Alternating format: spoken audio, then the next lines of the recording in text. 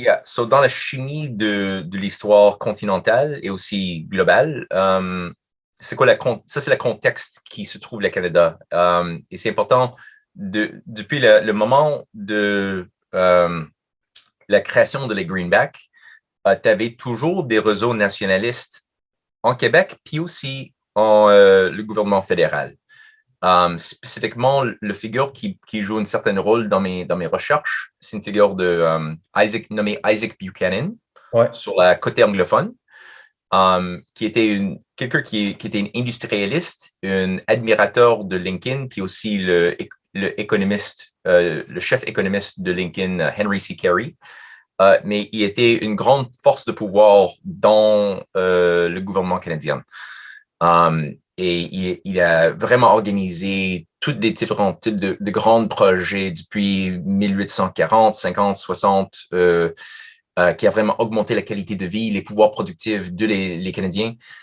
Il était aussi un poète et un géopoliticien, comme il comprenait les pouvoirs internationaux assez bien. Puis, à un certain point, il avait deux ennemis. Un ennemi, c'était John Brown, qui était le contrôleur d'un réseau de propagande nommé le Globe. C'est devenu le Globe and Mail aujourd'hui.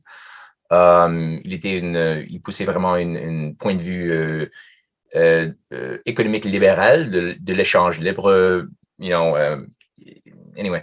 Et l'autre opponent, Ben, c'était ce qui était vraiment en lien avec ce qu'on parlait dans l'économie tantôt, là, toute la spéculation, le libre marché, le sans frontiérisme, exact. Yeah, etc. yeah. Le type qui est pas honnête, parce que je suis pas contre l'échange libre Ouais, ouais, elle-même, mais il y a une certaine variation qui est impériale. exact. Ça, c'était une ennemie. L'autre ennemi, c'était John A. MacDonald. L'impérialiste raciste 100%. Comme lui, il est le fondateur, le héros fondateur de la Canada, the founding father, right? Le fondateur père de la Canada. Canada, Euh, ouais. Ils ont été des ennemis. Mais lui, il a lancé en 1863 un programme pour créer ce qu'on appelle une Zollverein, une Customs Union Custom. Là, tu ne parles pas de McDonald's, là, tu parles de Non, Isaac Buchanan, ouais. Buchanan, right? OK. Il voulait maintenir, il a fait un grand combat pour maintenir une certaine neutralité de la Canada parce qu'il y avait beaucoup de gens qui voulaient pousser que le Canada, comme un secteur impérial britannique, et joindra la Confédération Sud contre Lincoln. Puis lui, il était la force qui a maintenu une certaine neutralité, mais aussi il a poussé économiquement pour un programme un tarif autour de la Canada puis les États-Unis.